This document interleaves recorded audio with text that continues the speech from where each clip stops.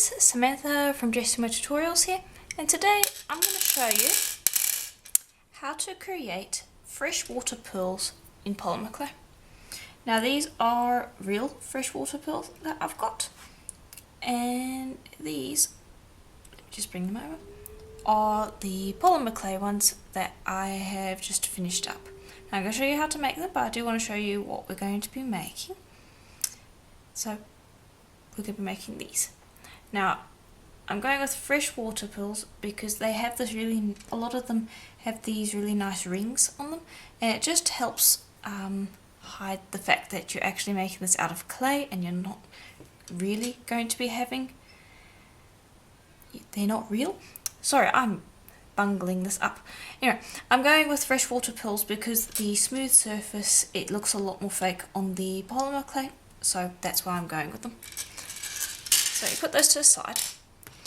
What I've got here is a piece of Primo polymer clay, and this is an equal mix of white to translucent Primo. And I just will be using a cutter to cut out a piece, and this will make sure that all of your beads are the same size, because you don't want to end up with a situation where you've got all of them like really varying in size. So just use a cutter, and it will work for any beads that you're making. Just roughly roll it, and I've actually got stuff on my hands, so let me use this piece to get rid of that, because that's going to end up being too dirty. Grab another piece. There we go. Because you want to try to keep this as white as possible. There we go. Just roughly roll it into a ball, and you're going to end up with fluff and a bit of dust on it. So I will just use my blade to trim the really obvious bits off. Okay. Then just roll it again. I'm going to bring over a piercing pin after I've just rolled it out like so. And because we're using freshwater pearls and we're not trying to make like A-grade pearls, we're going with something that is a lot more organic. You don't have to worry about getting a really specific shape. So just pop it onto the pin like so, and then I'll take it off and just fuss with the shape a little bit more because we've got the hole there now. Pop it on again and swap it in so that you don't get a really flat end, and then roll it on the tile once for the top, and then let me just bring you forward a little bit. There we go. And then also angle it so that you can roll out the edges. Okay. Then I've got some pearl white mica powder, and I've also got some red colour shift powder. Not sure if you can notice or if the colour's going to be picking up the red tint to that, but those are the two powders that I am going to be using. And actually, before I use the powders, we need to make the little rings. And I'm just going to use 3 piercing pins for that. Just put them together close. Hold them down, and they don't have to be equal, and just roll your piece over it a few times, and each time you do this it will come out different. And then just inspect it, make sure that you're happy with that result. I'll grab the pearl white to start with, and I want quite a nice layer of that.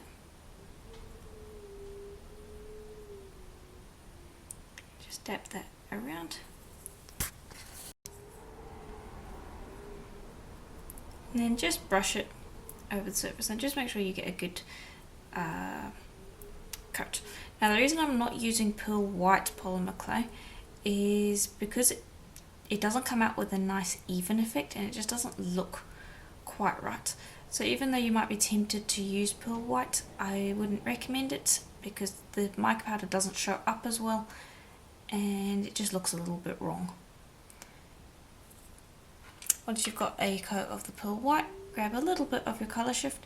The colour shift is not completely necessary if you don't have it, it just adds a little bit of depth. And we'll just give a slightly red tint to the piece. There we go. And just gently work that off the pin. And there's one of your pearls. Okay. And so you can see a very easy process. Then to bake it, just have it on a piercing pin like so.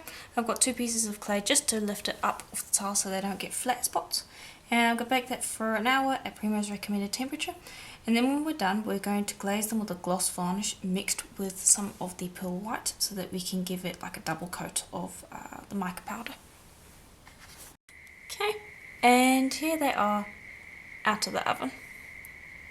Not sure how well the camera's able to pick that up. Also, I apologise if you can hear the noise in the background. There are cicadas out at night. I've got all the windows closed, but I can't get it to be any quieter than it is, so I do apologise for that.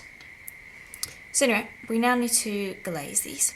So I've got a little bit of varathane in a pot here. And I've just separated it out in a pot because I'm going to take some of our pearl white powder.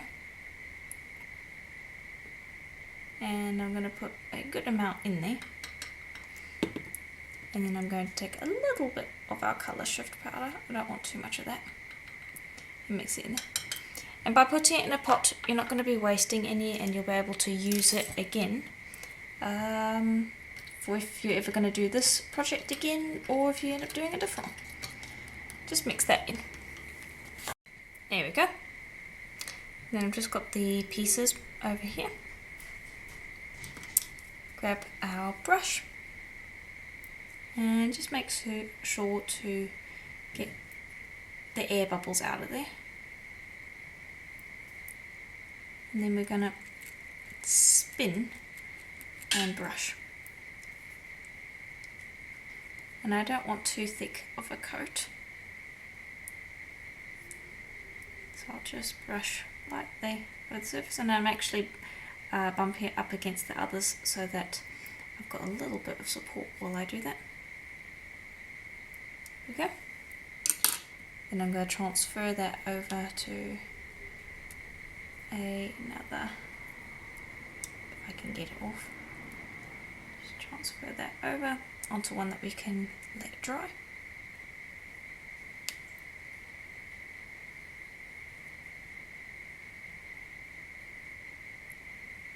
Okay, I'll put that to the side and I'll repeat with the others. Okay. And then once they're dry, I'm just going to turn them into little pearl earrings. So I've picked one that I like and you're just going to grab a head pin. I'm using gold because I think it accents the white quite nicely. And I'm just going to pop a gold spacer on. Then our little fake pearl. The spacer, trim away the excess wire and make sure to hold on to that end because you don't want it flying everywhere. And then